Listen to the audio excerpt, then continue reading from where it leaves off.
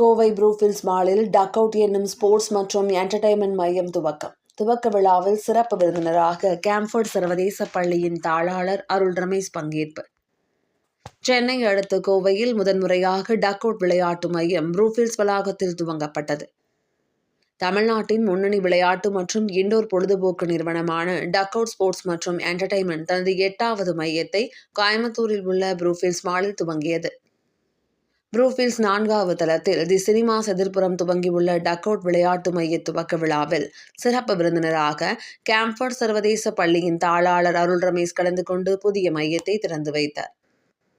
Duck out விளையாட்டு மையத்தின் சிறப்புகள் குறித்து டக் அவுட் நிறுவன பிரசாந்த் மற்றும் பங்குதாரர்கள் அனிருத் கண்ணன், பத்ரி நாராயணன், அசைனுதீன் ஆகியோர் கூறுகையில், கோவையில் முதன்முறையாக மிகப்பெரிய நியான் க்ளோ இன்ஃபர்டபிள் பார்க்காக டக் அவுட் துவங்கப்பட்டுள்ளதாகவும், குறிப்பாக முழுமையான நியான் ஒளி அலங்காரத்துடன் அமைக்கப்பட்டுள்ள இந்த இண்டோர் விளையாட்டு பூங்கா க்ளோ இன் தி டார்க் அனுபவத்தை வழங்கும் வகையில் வடிவமைக்கப்பட்டுள்ளதாக தெரிவித்தனர்.